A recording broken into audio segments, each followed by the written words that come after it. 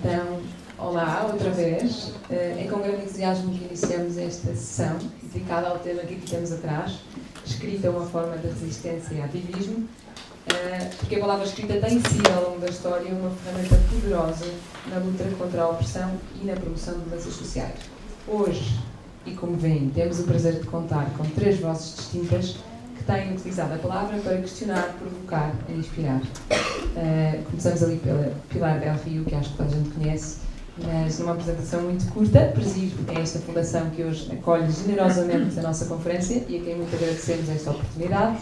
É jornalista e tradutora da obra de José Saramago e não só para o espanhol.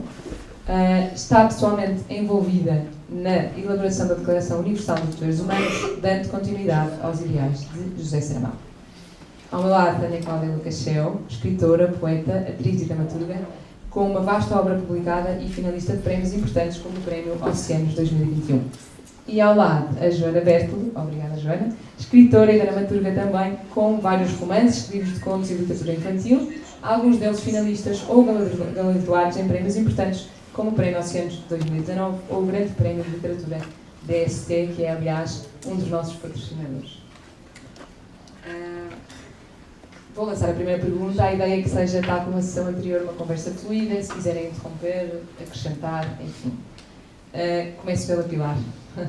Julgo que é inegável para todos os que aqui estamos que José Saramago via a palavra como um instrumento de luta e transformação social. Poderia partilhar connosco como essa convicção influenciou a obra de Saramago e como acredita que a escrita pode atuar como forma de resistência nos dias de hoje? Para empezar, no es así una pregunta fácil y simple. O sea, ¿quieres una tesis doctoral? No. No te capacitas. Me voy a poner de pie, porque como falo español, por lo menos que vean los gestos y así tal vez consiga hacerme entender, cosa que no siempre es fácil, dice mi compañero de la fundación. Iba a pedir que no soy la primera, para no hundir esto desde el principio. Pero bueno, has preguntado que... Acho que estando aqui na Fundação faz sentido começar um bocadinho por, resumidamente, só falar sobre Saramago, se calhar ligado a este tema. Era um bocadinho essa. Yo no sé lo que Saramago tenía dentro de sí, pero lo que sí sé es que desde primera hora, desde siempre, en sus poemas, los personajes fuertes, decididos, eran mujeres. Y es curioso, eran los personajes femeninos. Y es curioso que hay en todos ellos una constante. Las mujeres ven. Ve inmunda en el interior de las personas, ve la mujer del médico, que se llama mujer del médico, entre otras cosas para hacernos pensar, mujer ven. Y es la única que conserva la vista en un mundo de ciegos. Ve María Magdalena. Ve la muerte en las intermitencias de la muerte, que también es una mujer. Las mujeres ven. Y quiero hoy, precisamente con mujeres escritoras, recordar a otra escritora que le hubiera gustado estar con nosotros hoy, pero que está viajando en este momento, que es Lydia George, y que una vez le oí decir una cosa, precisamente hablando de las mujeres que ven de José Saramago, que me pareció genial y me la quedé para siempre. Las mujeres hemos tenido siempre un poder a lo largo de la historia, siempre, y ese poder es el poder de observación. Y porque hemos visto, hemos cuidado, y porque hemos visto, no hemos declarado guerras, y porque hemos visto, no nos han interesado tanto las patrias, y porque hemos visto, hemos salvado la literatura. O sea, no hemos podido escribir a lo largo de la historia. No estábamos capacitadas para escribir, no podíamos ir a la universidad cuando se fundaron, no estábamos capacitadas para componer música, tal vez sí, para tocar el piano inútilmente en tardes de aborrecimiento. No estábamos capacitadas para construir y, sin embargo, leímos, mantuvimos los libros que no nos dejaron escribir, los libros que escribían hombres que no permitían que mujeres escribieran, se mantuvieron porque las mujeres éramos lectoras. Éramos y somos.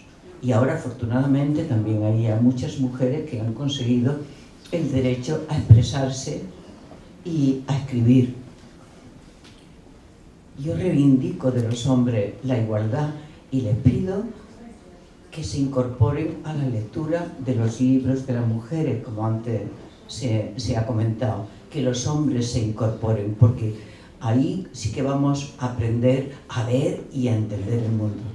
Es decir, no sé si he respondido a la pregunta, pero en el caso de Saramago, ¿qué le movía? No lo sé, pero que tenía claro desde siempre, desde que se formó, desde que escribió una crónica basada en su abuela, que amasó tanto pan que hubiera podido dar de comer al mundo entero, que era capaz de mirar a las estrellas y al espacio y decir: el mundo es tan bello y yo tengo tanta pena de morir. Entonces Saramago siempre decía de una mujer analfabeta, que había cuidado animales siempre, que cuando los animales estaban enfermos se los llevaban a la cama para darle calor.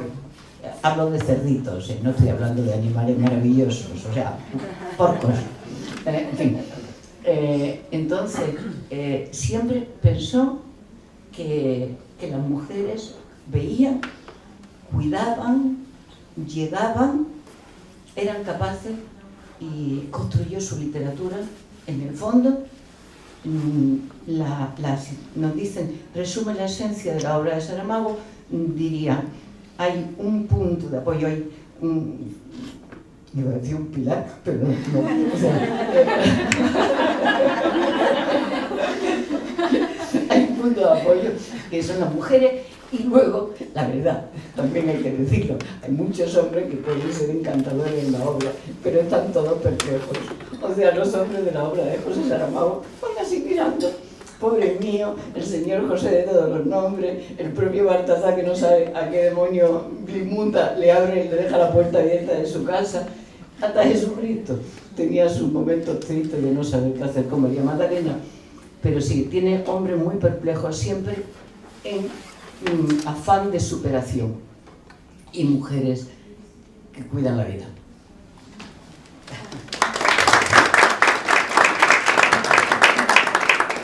Diz que não sabe o que estava dentro de José Saramago, mas felizmente temos tudo o que ele escreveu, não é? Para tentar perceber.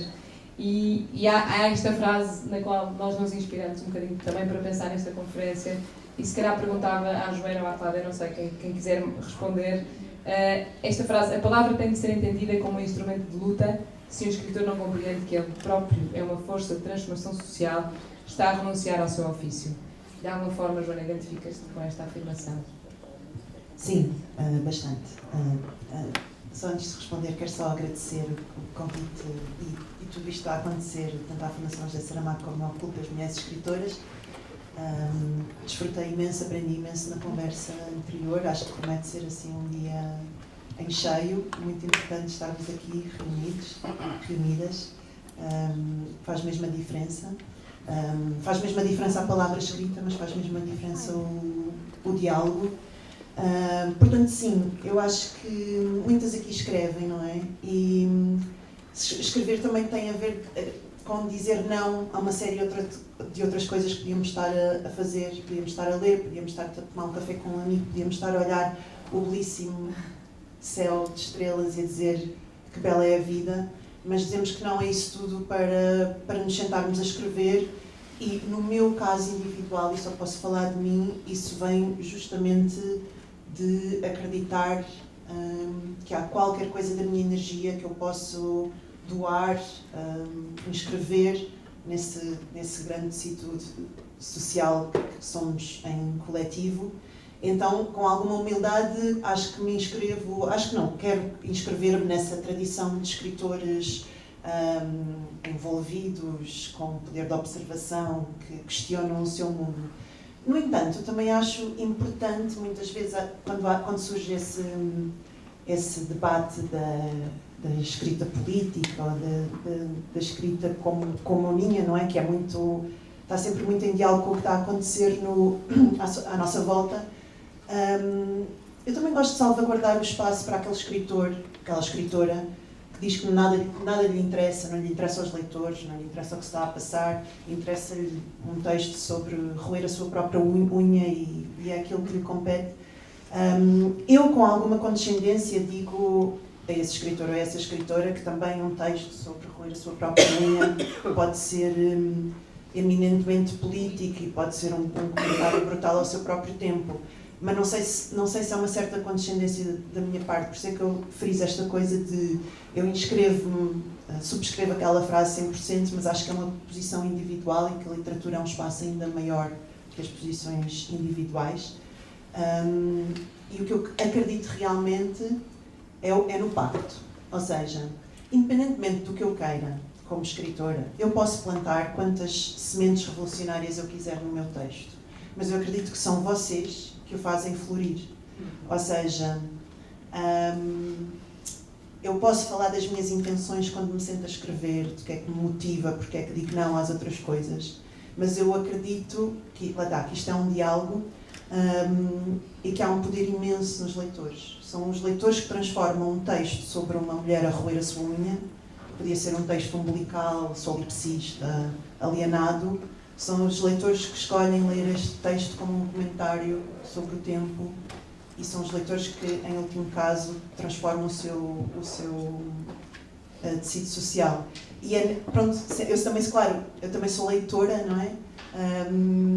Mas quando me sento a escrever e estou à procura dessa motivação que vem justamente dessa frase, de não renunciar à responsabilidade de ter uma voz, de comentar o meu mundo, estou sempre também a evocar, a mandar um repto, um convite aos leitores que estão do outro lado para, no fundo, virem mudar o mundo comigo. Eu acho que só funciona no encontro.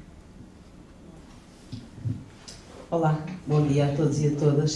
Vou dizer a todas porque eu acho que maioritariamente estão aqui mulheres e, portanto, vamos assumir o plural feminino hoje, pode ser? Bom, para já parabéns, não é, por este evento que é realmente importante e está extremamente bem organizado. Eu acho que temos mesmo de dar os parabéns e de ficar contentes de estarmos aqui hoje, neste dia que eu acho que cada vez mais, e sabemos que estamos a atravessar um período político muito conturbado, cada vez mais se diz que se calhar não faz sentido comemorar, que é absolutamente absurdo, não é? Eu diria o contrário, diria que se calhar devemos fazer um feriado não nacional, um feriado mundial para este dia, porque, ou pelo menos 2 dias, eu sou um bocado megalómana, diria 2 dias de comemoração, porque não, nada está, como todas nós aqui sabemos, nada está conquistado, pelo contrário, as coisas estão a recuar. E, portanto, é preciso nós batermos por isto e estes encontros são, de facto, importantes. Sobre a tua pergunta, eu subscrevo aquilo que já foi dito aqui e escrevo porque nem sequer encontro outra forma de estar, não só na escrita, mas também no teatro, estar totalmente engajada com aquilo que está a acontecer no mundo e tentar, de alguma forma, mesmo que seja um grão de areia, uma migalha, não é?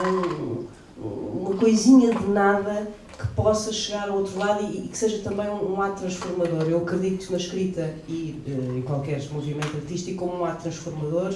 E queria contar-vos só um episódio que aconteceu agora nas correntes de escritas e que me comoveu bastante, porque eu fui desafiada para escrever uma letra de uma música para um rancho folclórico, aliás foram vários autores, e quando eu recebia, porque são letras muito tradicionais, como vocês sabem, não é? Bastante até heteronormativas, muito amor tradicional no sentido arcaico quase, e eu achei, bom, tendo esta oportunidade, sabendo que vai chegar a um grupo de pessoas que não é um grupo de pessoas que normalmente lê, que vai ao teatro, que assistam a outro tipo de eventos, eu escrevi uma letra sobre violência doméstica. E sobre violência doméstica mesmo muito explícita, quase gráfica, não sei quem disse gráfica, mas obrigada, isso. E enviei o texto, não é? Andei por casa uma data de dias a cantar a música para tentar acertar na métrica. Não sei de cor, não sei de cor. Que pena que eu não sei de cor, senão isso cantava, mas não sei de cor. Pronto, andei ali a cantar para ver se batia bem na métrica e lá fui para o corrente de escritas e não me avisaram quando é que era a apresentação dos ranchos a cantar as letras e eu não assisti ao momento, mas quando cheguei ao teatro lá na Póvoa, disseram-me assim, olha, tu não estiveste, mas é importante que tu saibas que uma das raparigas que fazia parte do rancho da tua música, quando ouviu e teve que cantar e dançar a letra, percebeu, portanto, tomou consciência daquilo que estava a viver, mas numa miúda de 16 anos, que estava com um namorado extremamente abusivo, que lhe batia, e que rompeu o namoro e disse isto publicamente. Portanto, disse isto depois de ter apresentado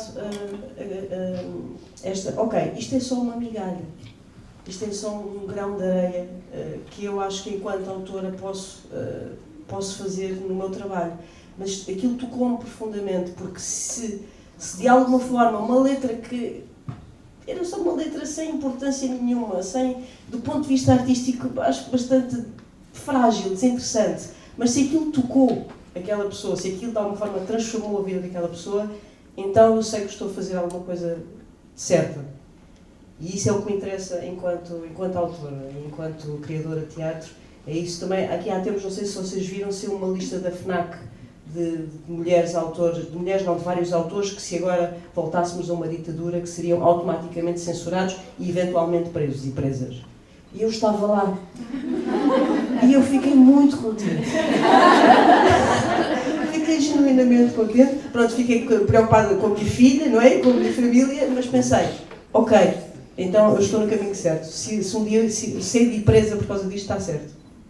Portanto, se calhar só lançava aqui mais um repto, que é, então, uma pergunta que tinha aqui, que é, na verdade, então, na tua atividade de escrita, tu não equilibras, não procuras equilíbrios com as diferentes opiniões ou através dos seus textos. Na verdade, tu vais com tudo, não é?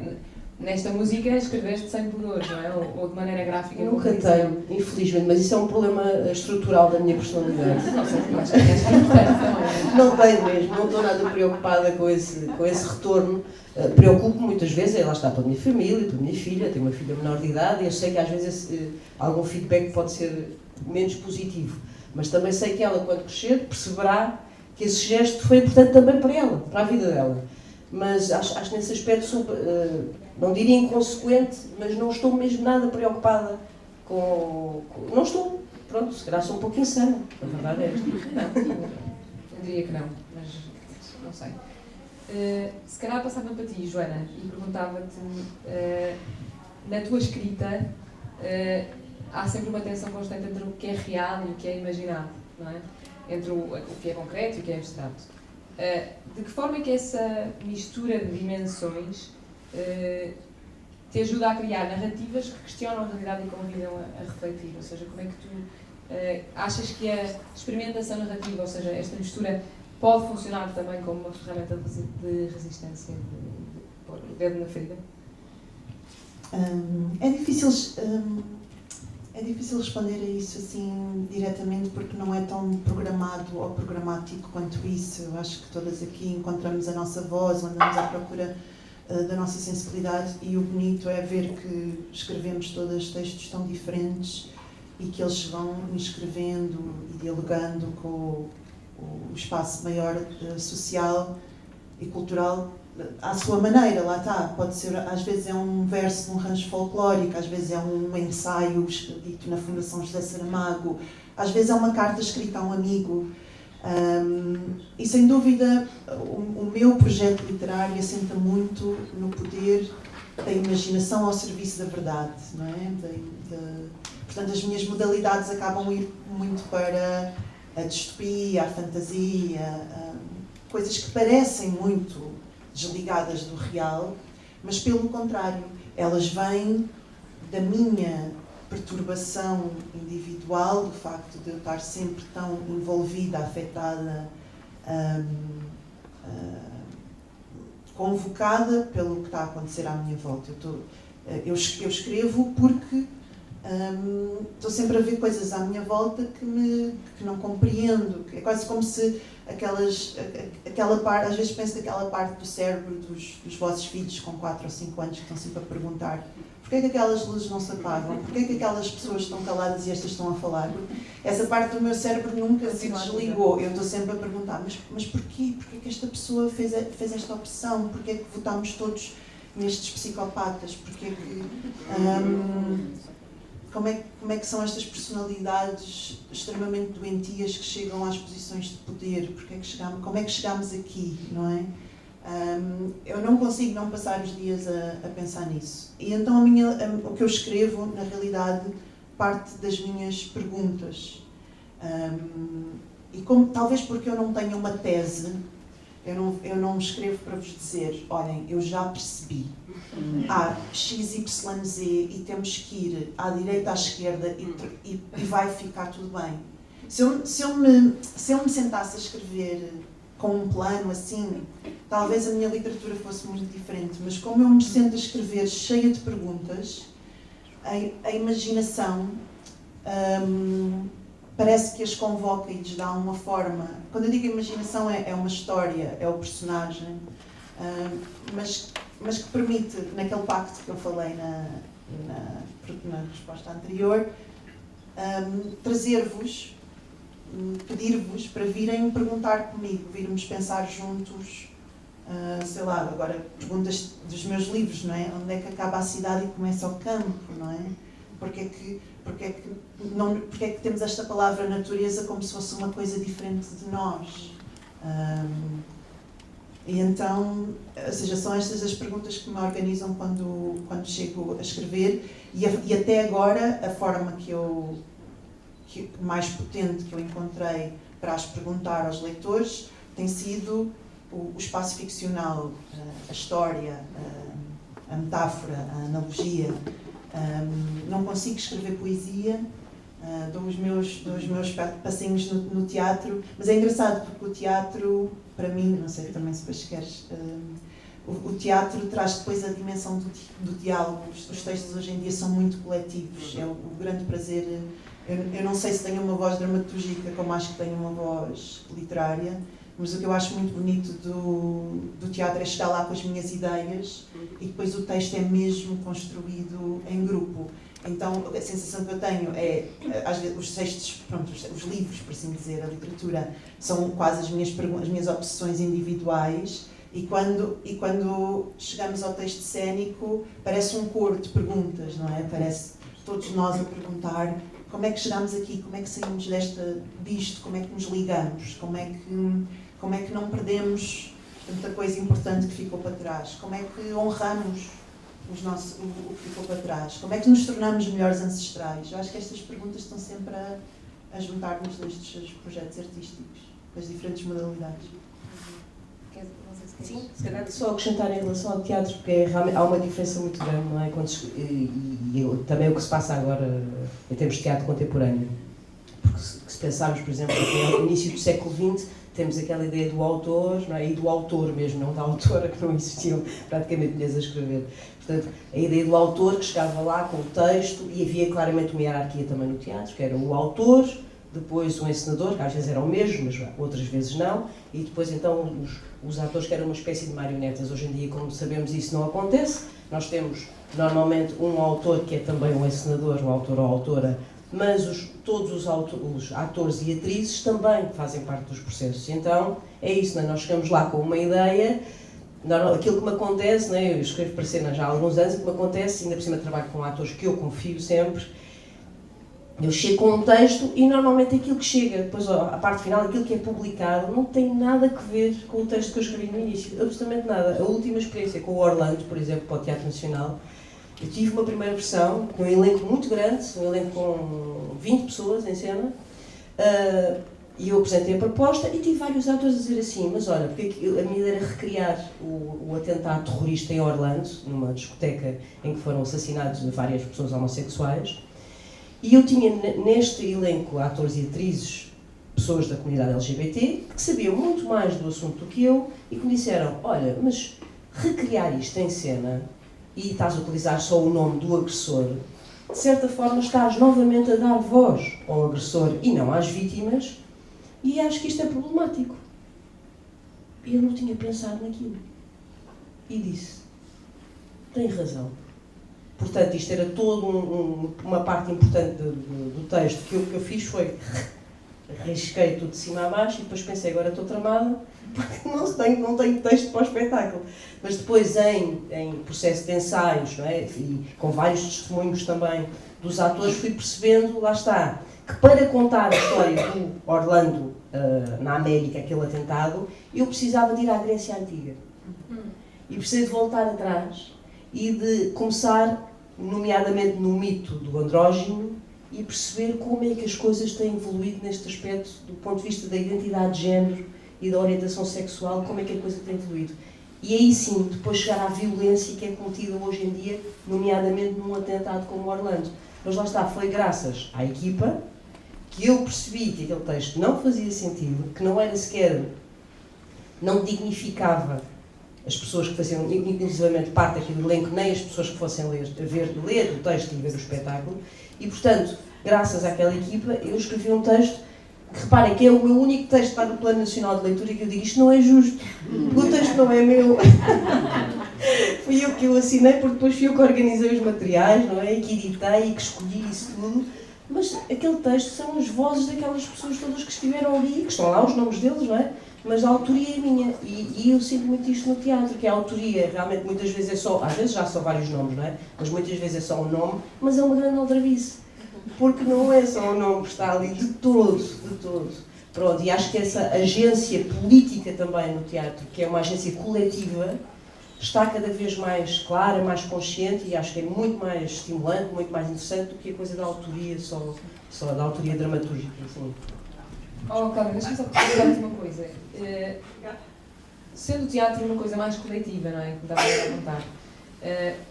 E se calhar és mais interpelada pelos outros. Sentes que adaptas a tua mensagem aos diferentes formatos para onde escreves? Ou seja, escreves para jornal, escreves para teatro, escreves, não é? E achas que faz sentido pensar sobre isto, vou falar num livro, sobre isto num teatro? Ou, na verdade, a mensagem é sempre a mesma e tens alguma preocupação com isso? Os temas, se calhar, são mais ou menos sempre os mesmos, não sei bem, não é? Mas o que acontece, eu não sou muito programática. Quando posso, não é? Porque quando tenho datas, eu, por exemplo, escrevo para jornais, eu aí tenho uma data, eu tenho que entregar, não é? Por exemplo, quando escrevo para o Expresso, eu sei que tenho que entregar, e aí, mas eu, por exemplo, na relação com o Expresso, eu gosto também de ser provocadora, e sei que neste momento está ali uma coisa, sempre foi conservador, mas há um grupo de pessoas que escreve de uma forma muito conservadora e que ataca muitos dos meus ideais e dos nossos, que estão aqui, das pessoas que estão aqui hoje certamente, e portanto aí o que acontece é, não, eu quero escrever sobre isto porque eu quero marcar o meu ponto sobre isto e quero pôr as pessoas a pensar sobre isto e quero que até me chamem muitos nomes e que escrevam nos comentários uma data de insultos, que é uma coisa habitual, até já me pediram internamento psiquiátrico, portanto, lá está, mais uma coisa que eu acho que é positivo. Dentro da caixa de comentários eu acho que é bastante positivo. Mas nesse caso das publicações, aí sim, eu tenho que pensar, ok, eu vou escrever sobre isto, não é? Há uma ligação direta com o leitor. No caso dos meus textos, agora estou a terminar um romance, eu não posso ainda dizer qual é que é o tema está ligado também aos meus temas habituais, mas aí o que aconteceu foi eu comecei a escrever e a coisa apareceu, eu não a escolhi, não é? Eu aí não escolho, quando eu tenho essa possibilidade de ter tempo, e se calhar tu farás o mesmo também, não é? É o que acontece, eu acho que em muitos autores, não há uma coisa que está a priori já definida, é aquilo que depois acontece durante a escrita. No caso do teatro, eu tenho sempre que levar também já uma proposta, não é? Há já pelo menos tem que ter uma ideia clara daquilo que eu quero trabalhar e depois é desenvolvido. Eu acho que as únicas circunstâncias em que não está definido previamente é no caso do romance, no caso dos contos, eu também nos contos não penso o que é que vai acontecer, e o caso por excelência, que é a poesia. A poesia eu não faço nunca ideia, não é programática.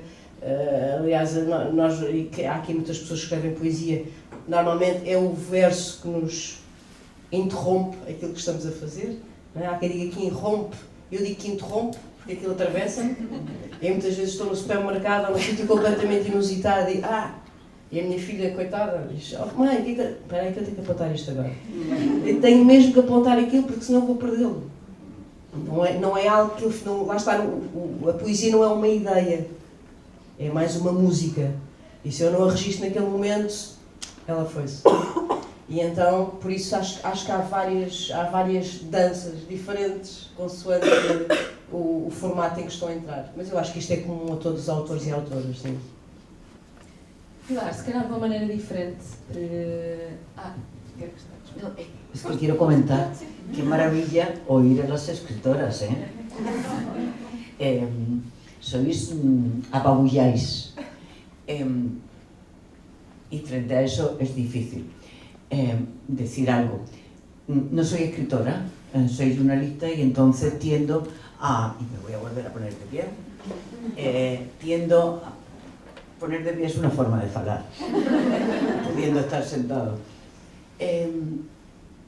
Tiendo siempre a ver qué es lo que está pasando alrededor como jurnalista para contarlo, y como ser humano tiendo inexorablemente a la admiración.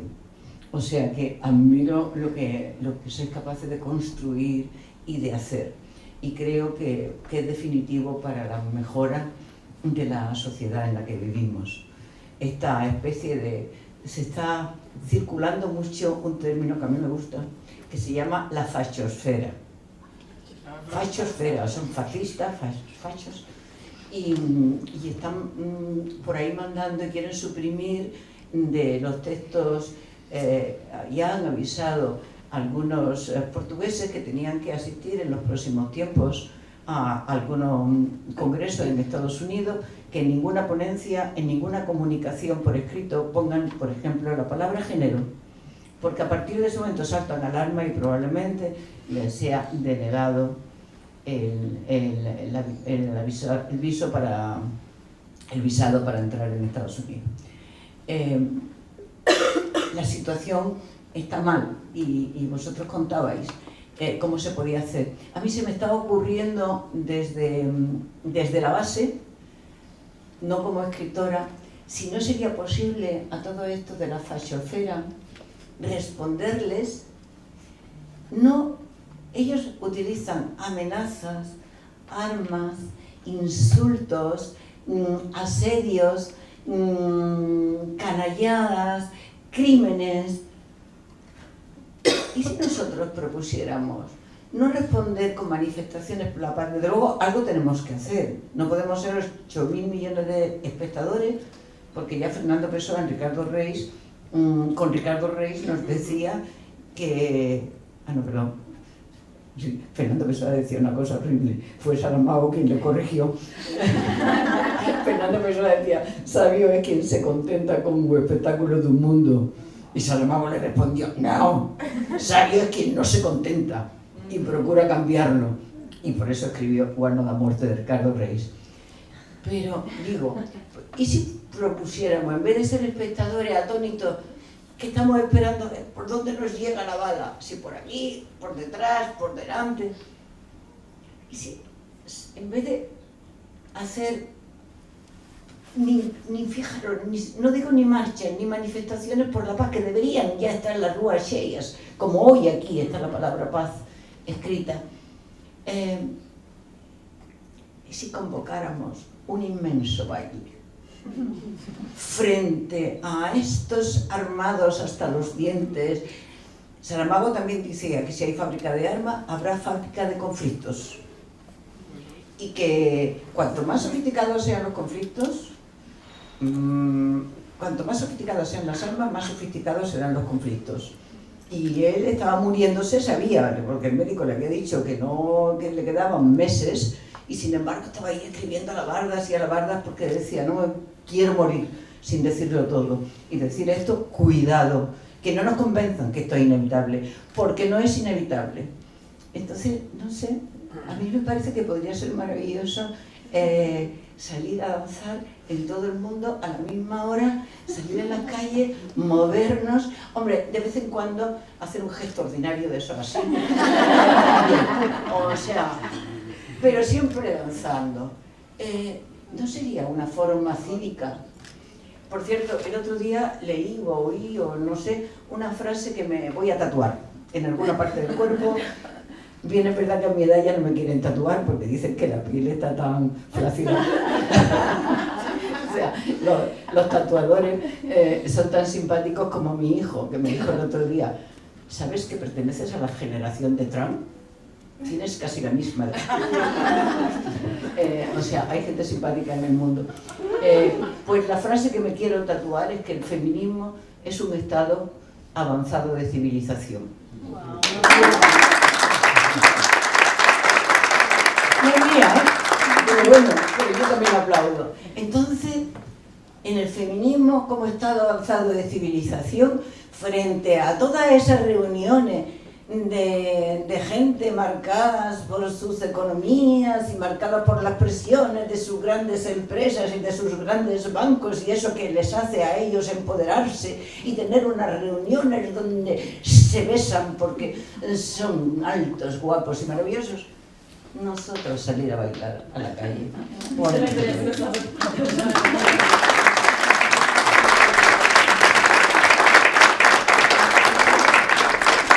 Eu acho uma ótima ideia. Vamos lançar. Nós podemos dançar já. Pensando nesta dança, não é? E nesta hipótese podemos sair a dançar como propunha a Pilar. Sentem, se calhar, para as três, que na verdade a ficção tem este papel de sensibilizar e mobilizar para causas sociais, ambientais, políticas, ou seja, para causas. E na verdade, que causas é que nós temos em cima da mesa? Como é que, no lugar em que estão agora, com o percurso que cada uma tem e com a experiência que tem, qual é que é, neste momento, como é que a ficção pode fazer a diferença na resistência e no ativismo, agora, neste momento presente? Joana, o que é que nós temos?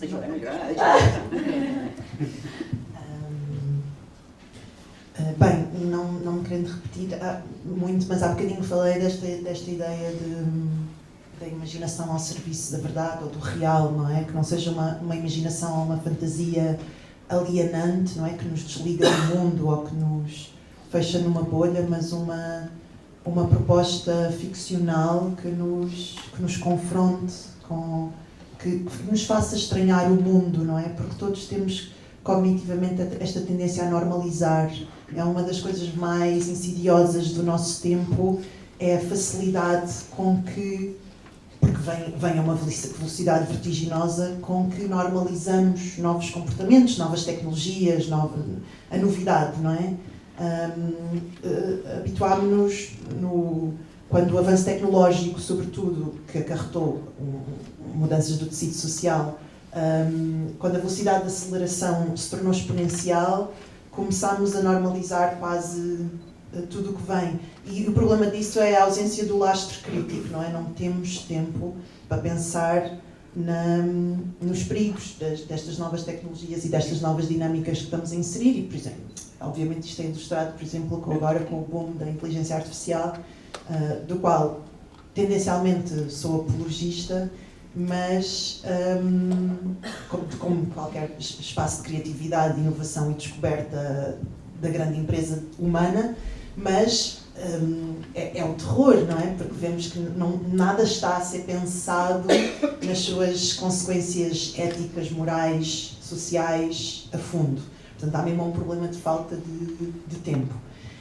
E ler é ainda essa ato de resistência, não é? Essa suspensão do tempo, é esse entrar naquele universo narrativo que nos coloca perguntas e ter tempo para estar ali com os personagens, com aquele universo alternativo e pensar a fundo sobre os assuntos. Eu também acho muito interessante que esta nova vaga agora da leitura, vou decidir acreditar que se está mesmo a ler mais, não é? Pelo menos os artigos. Tem saído uma série de artigos de jornais a dizer que se vendem mais livros, mas ela é muito fomentada pela questão do clube de leitura, não é? As pessoas estão a ler socialmente. Isso parece-me muito interessante, porque sem dúvida um ato de resistência é não estarmos isolados nas nossas casas, nos nossos ecrãs, a pensar que os nossos problemas são só nossos.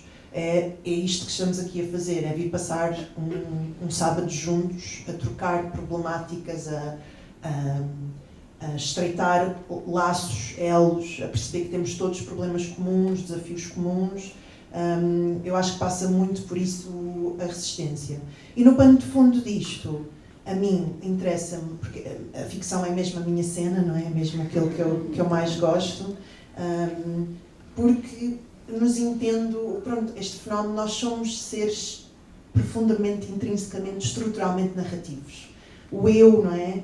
Esta história que achamos Joana Bertolo é uma história, é uma narrativa à qual eu estou apegada, não é? E o processo, todo o meu sofrimento vem de apegos a partes da minha história, e todo o meu crescimento vem de eu conseguir integrar novas narrativas à minha narrativa. É isso que é ser pessoa.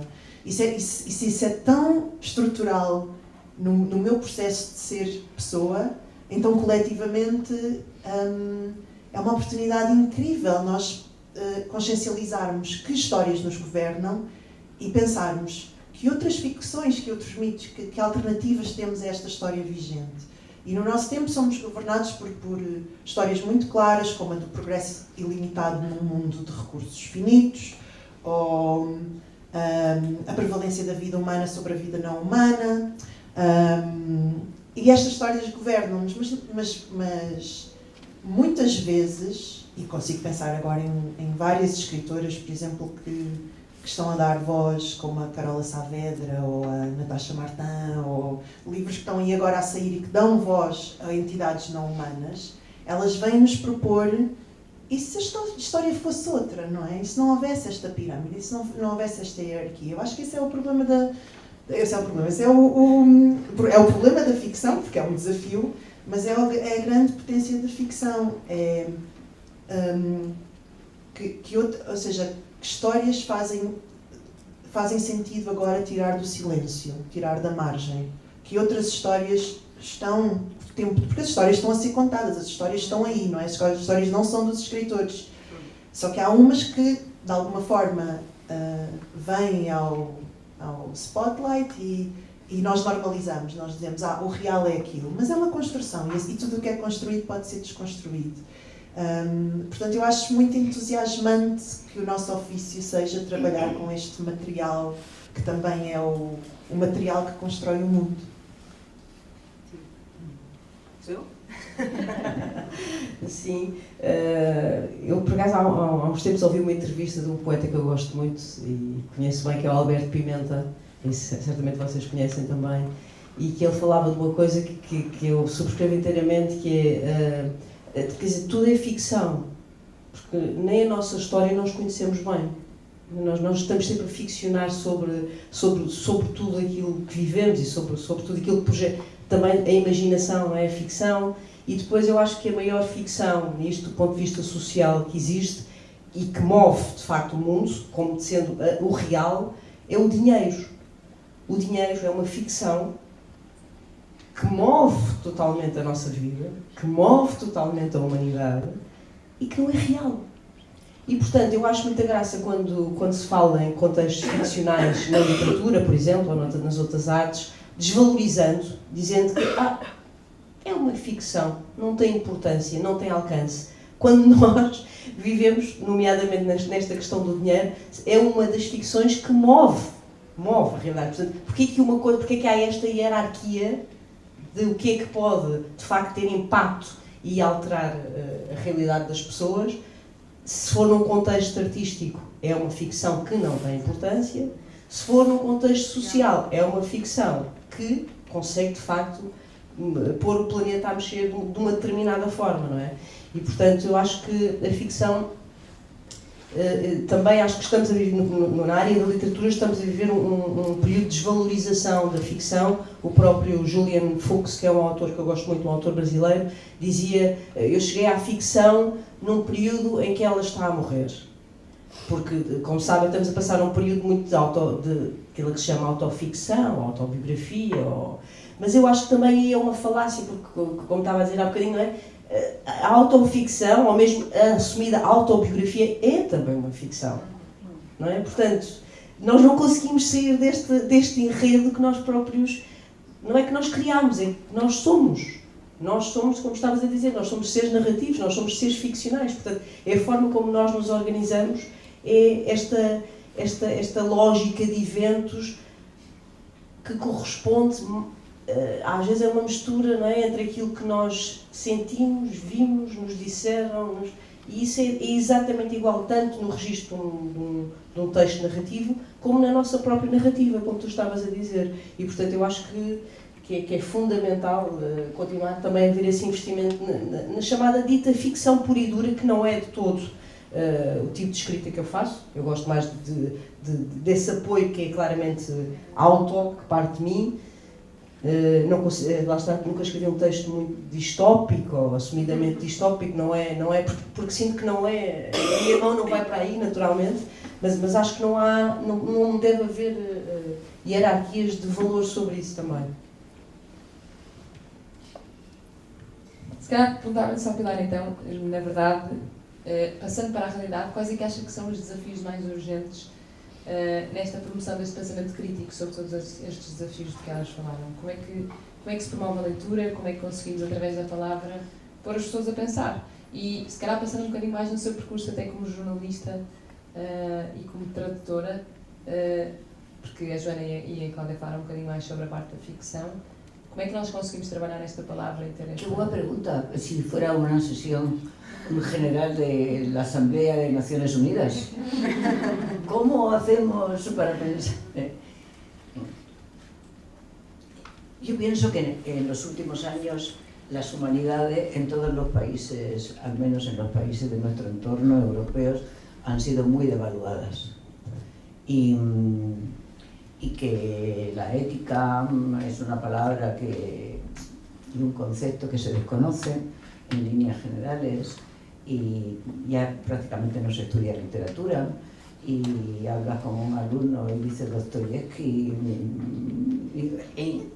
y parece que le has insultado por decir ese nombre, porque ya no han estudiado ni los propios y todos los autores son propios, porque para eso estamos los traductores, para que traen las literaturas de todos los idiomas a todos los idiomas. En fin, yo creo que hemos bajado el nivel cultural mucho. Entonces es verdad que se lee, como decía antes Joana, que se está leyendo más, o nos dicen eso las encuestas, tampoco sabemos qué es lo que se lee, no sé si son mensajes de TikTok o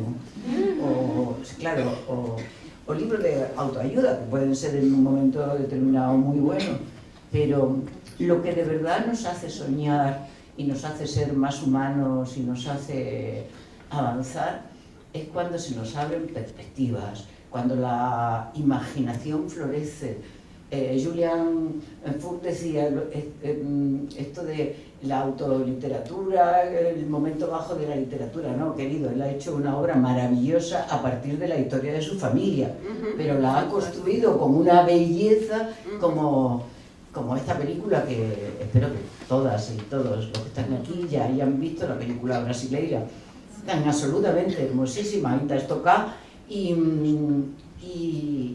ficción, o sea, y es la historia de una familia y está escrita por el fillo y llevada al cine por un amigo y bueno, nos introduce en el pensamiento más elevado y en los mejores sentimientos y nos hace entender que los seres humanos podemos ser poderosos porque somos capaces de vencer la adversidad y las adversidades que otros seres humanos generan.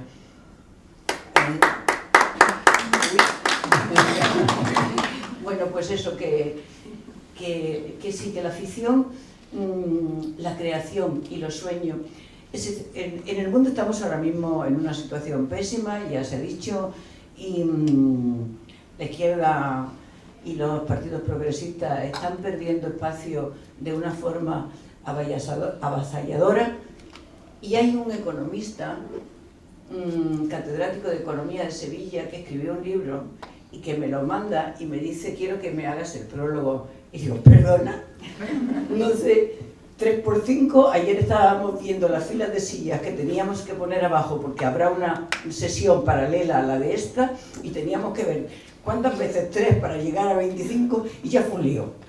O sea, un economista me va a pedir y dice, no, léelo y luego ya hablamos.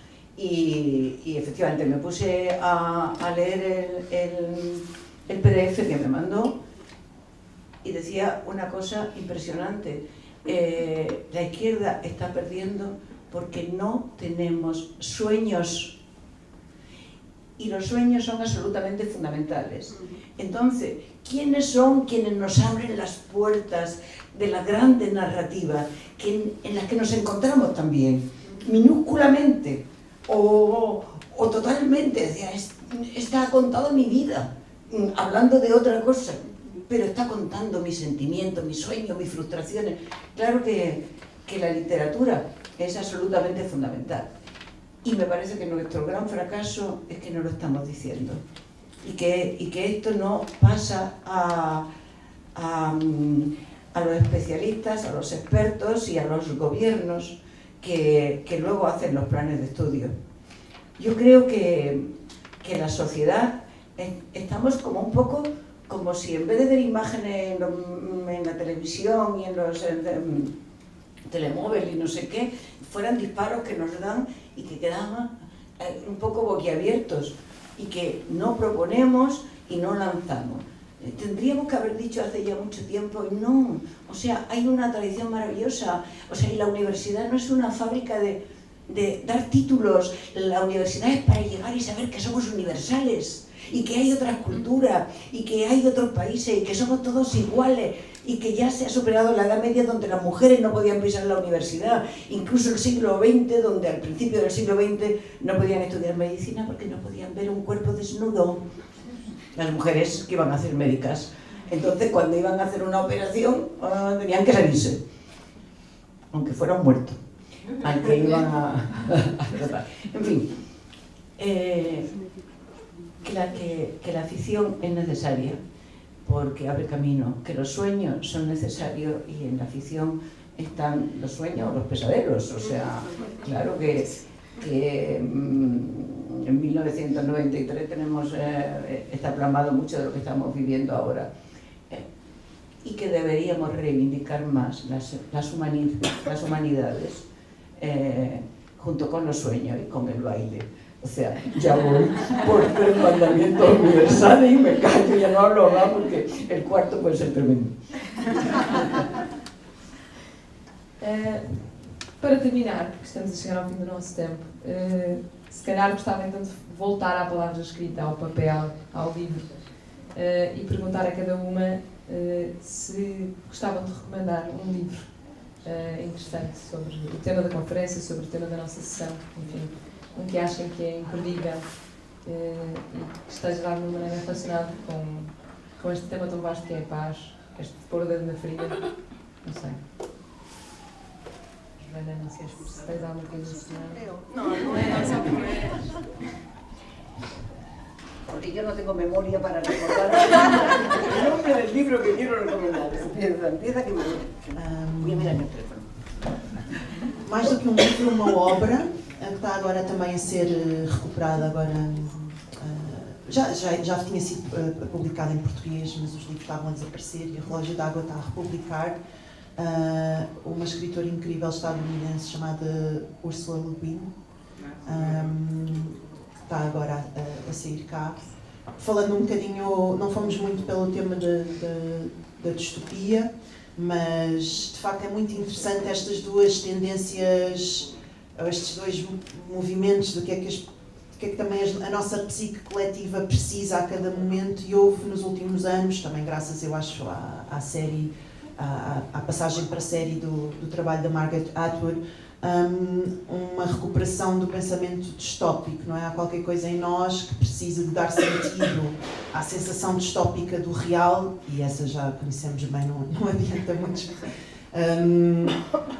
Indo buscando às narrativas, o que é isto do poder distópico dos autores, e eu gosto sempre de me relembrar que o Orwell, justamente, 5 anos antes de publicar a sua mais famosa distopia, escrevia uma carta a um crítico em que demonstrava estar perfeitamente a par da subida dos regimes totalitários do seu tempo. Ele é contemporâneo da subida de Stalin, Hitler, Franco, e o Orwell fala nessa carta inclusivamente de Salazar.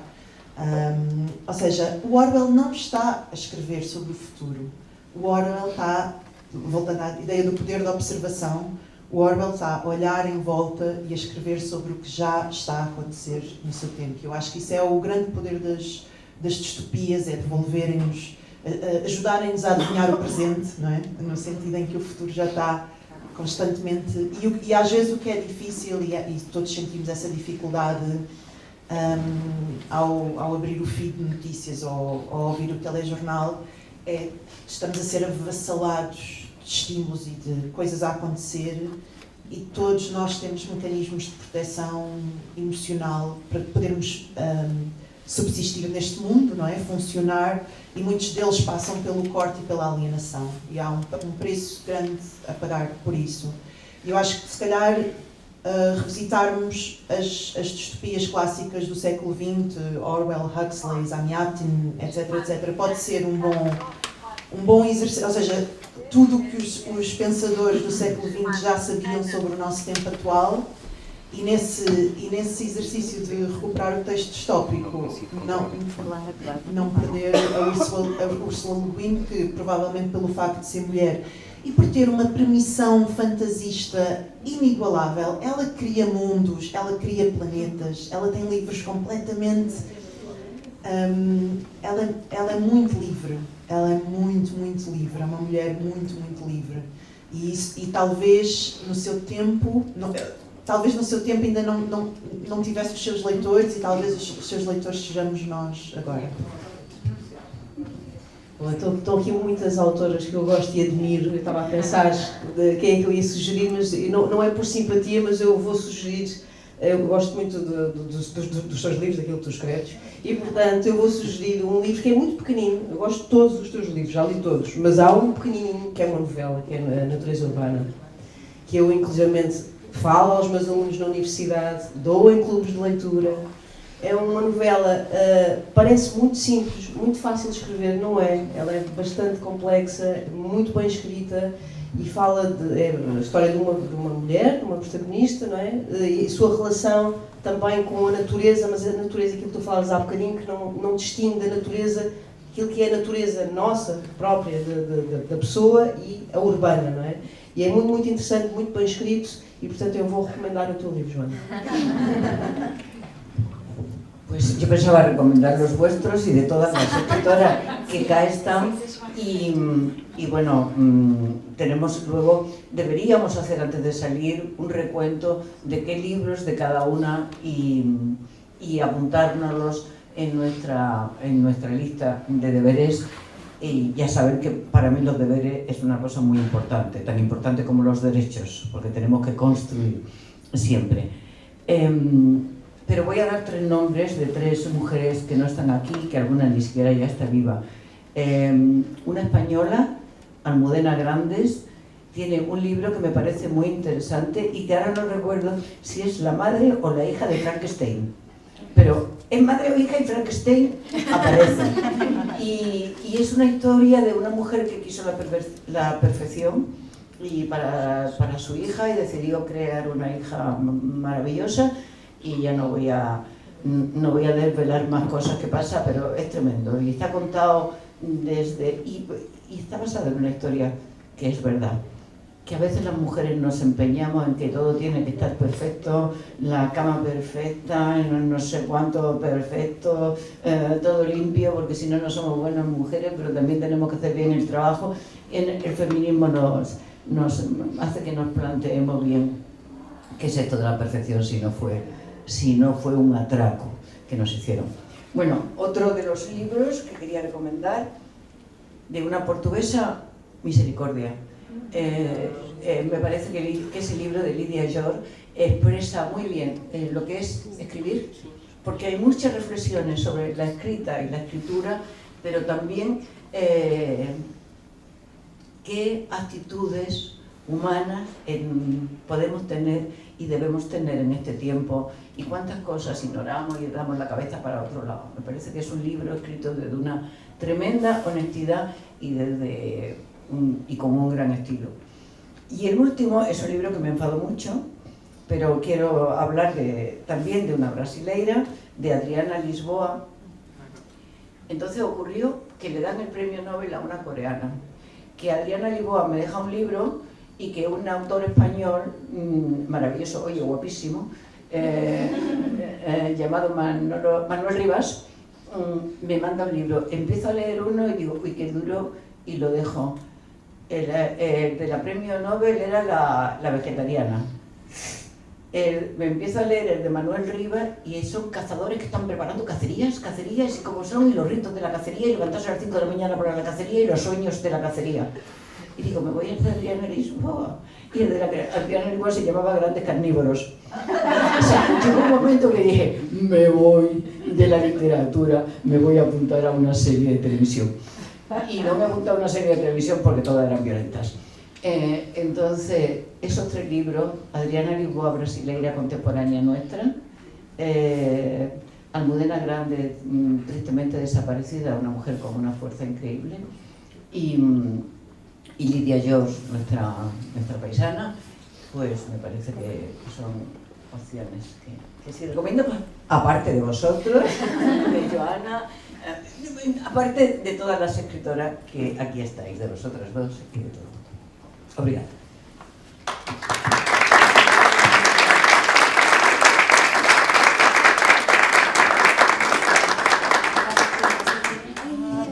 Eu não sei cantar, eu posso dizer um verso. Ai, sim.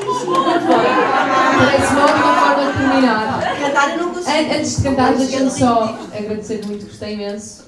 Espero que toda a gente tenha gostado. Vou-me calar, porque prefiro que fique a ressoar dentro de vocês tudo que ouviram e não em minhas palavras. O ritmo eu não vou conseguir reproduzir, mas eu vou ler os versos. Então, a sina da foge. A sina da foge, correndo desta maneira, foge depressa, foge daí, ó guerreira. Pois há aqui um coro que eu não sei, não consigo reproduzir. A fugir, correndo e indo, está pronta a guerreira. Foge, rapariga, não fiques a vida inteira. Mulheres e raparigas, fugi desse maridinho. Levai as vossas amigas para a vossa casa, para o vosso ninho. A fugir, correndo e indo, está pronta a guerreira. Foge, rapariga, não fiques a vida inteira. Mulheres do meu país, no mundo inteiro espancadas, deixai a vida infeliz, sois muito mal estimadas. A fugir, correndo e indo, está pronta a guerreira. Foge, rapariga, não fiques a vida inteira. Agora, imagina a mensagem.